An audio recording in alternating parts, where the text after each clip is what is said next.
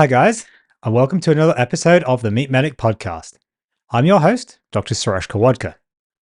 Now, today I want to talk about sleep, and in particular, I want to give you my top 10 tips for a good night's sleep, plus a bonus tip that's really been working pretty damn amazingly for me. Number one, stick to a consistent sleep schedule. Sticking to a sleep schedule, even on the weekends or days off, means going to bed and waking up at the same time every day. Now, this is important. Our bodies thrive on routine, and having a consistent sleep pattern helps regulate your circadian rhythm, which is really what controls our sleep wake cycle. By maintaining a schedule and being consistent with it, you can help to train your body to fall asleep and wake naturally, which can lead to overall a much better quality of sleep. Number two, create a relaxing bedtime routine that helps you wind down and relax before bed. Now, this could include activities such as reading, taking a warm bath, practicing relaxation techniques like deep breathing or meditation, or listening to calming music. The goal is to signal to your brain that it's time to unwind and prepare for sleep. Number three, create a comfortable sleep environment. Make sure that your sleep environment is nice and comfortable and is actually conducive to sleep. This means keeping your room cool, usually, dark, and quiet. You could consider investing in, comfortable mattress and pillows, or things like blackout curtains, earplugs, or maybe a white noise machine to block out any external disturbances that could be disrupting your sleep. Number four, limit the caffeine, alcohol, and nicotine intake. Now, I know this is hard for people, but avoiding caffeine, alcohol, and nicotine for at least a few hours before bedtime can make a big difference to the quality of your sleep. These three substances can interfere with your sleep quality and make it harder to fall asleep or stay asleep. Caffeine is a stimulant and it can keep you awake, while alcohol can disrupt your REM sleep cycle and cause you to wake up feeling groggy, like you just haven't really had a proper sleep. Most of us have experienced that at some point. Nicotine is also a stimulant that can interfere with your sleep quality. Now, some people don't seem overly sensitive to caffeine, so of course your mileage may vary with this one, but generally avoid it, certainly late in the evenings. Number five, avoid large meals before bedtime. Eating a heavy meal right before bedtime can make it harder to fall asleep and can also cause digestive issues that might further disrupt your sleep. Try to finish eating at least 2 to 3 hours before bed and try to stick to lighter, healthier snacks if you can, if you really need to eat something before bedtime.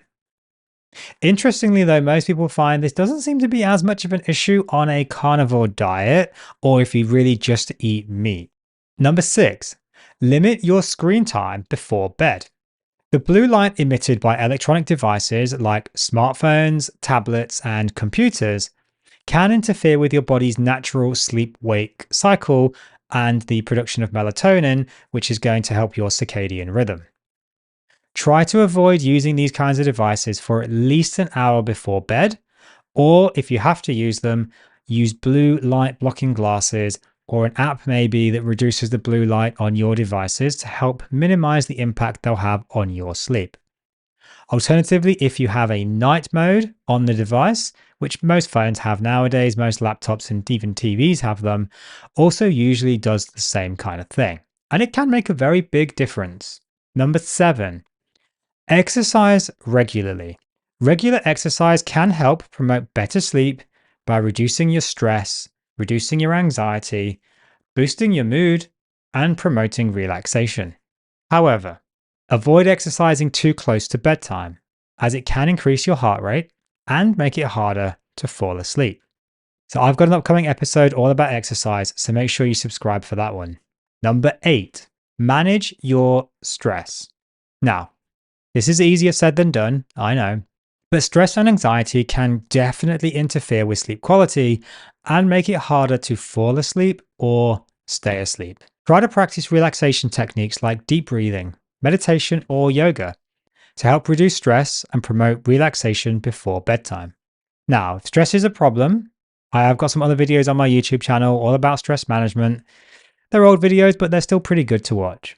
Number 9, consider a sleep promoting supplement. Now, I like to do things without tablets where we can, but sometimes they are just helpful. Certain natural supplements like melatonin or valerian root can help improve sleep quality for some people. However, of course, the caveat, it is important to talk to your doctor if you're taking any other medications because sometimes there could be interactions that you may not be aware of. Now, I've actually bought some melatonin tablets myself that I'm going to trial down the line for my sleep. So make sure you subscribe for that episode. I'll let you know how it goes on. And number 10, seek professional help. Look, we want to try and do number 1 to 9 first, of course. We don't necessarily want to be going to see someone if we don't need to. But if you're still having trouble despite trying these things, it is important to try and get help. Lack of sleep is a really big problem for our health, physical and mental. There could be a really serious issue, or there could be something relatively minor that's actually quite easy to fix. A healthcare provider, like a doctor like myself, could maybe help to rule out other underlying issues that could be interfering with your sleep and might suggest some other treatment options that you haven't thought of. For example, cognitive behavioral therapy for insomnia, or CBTI, is a proven treatment option for people to try and improve their sleep quality and quantity, and it often works. So that's my top 10 tips for getting a good night's sleep. But what's the bonus tip I promised you? Well, this one has actually really helped me the most. And I mean, look, to be fair, really, it's actually my number 1 tip. And that is actually taking a hot shower before bed. Now, that might sound odd because a lot of things out there will tell you to take a cold shower before bed. And I was reading Dr. Sean Baker's Carnivore book, and he was talking about taking cold showers before bed rather than hot showers. But I've actually found that over my experimentation, for me personally, taking a hot shower actually really has helped me.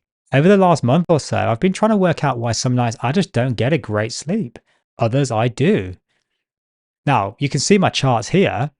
Some days I'll get barely 30 minutes or less of deep sleep.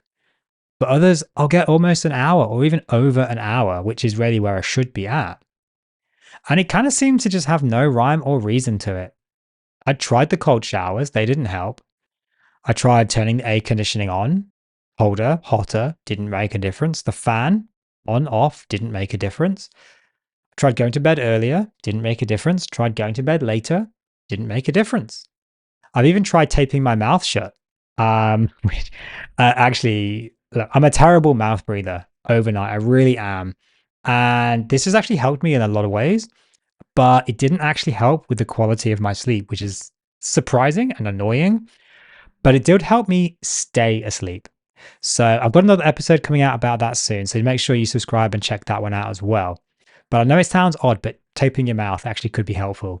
All that didn't really work, but consistently, every single night I've had a hot shower before bed, I've had over an hour of deep sleep that night. And you can see the difference here in these charts. The chart on the left, this is the week without hot showers. And you can see my sleep is just kind of all over the place. The chart on the right is my sleep with hot showers. And as you can see, the deep sleep is consistently higher. Now, this isn't a true experiment. This isn't true science. And yes, maybe it's just down to chance, but it's been consistently helping me. So I'm going to take that as a win and say that a hot shower before bed may just help you as well get a good night's sleep and plenty of deep sleep. Try it out for yourself and let me know in the comments how you get on. Make sure you subscribe to the channel if you want to hear how I went with my mouth taping. And it's weird, but it works. Thank you for tuning into this episode of the Meet Medic podcast. Hopefully, the tips here will help you to improve your sleep if you're struggling, and we know lots of us do. If you want more information about sleep, then make sure you check out my channel for my other episode. I'll leave the link in the description when that's ready. Also, a reminder out there again that my new ebook and course, How to Start a Carnivore Diet 30-Day Challenge, is out now. Link in the description as well. And another reminder, memberships are available on YouTube and Patreon for exclusive access, bonus content, and much more. Thank you all, and I'll see you in the next episode.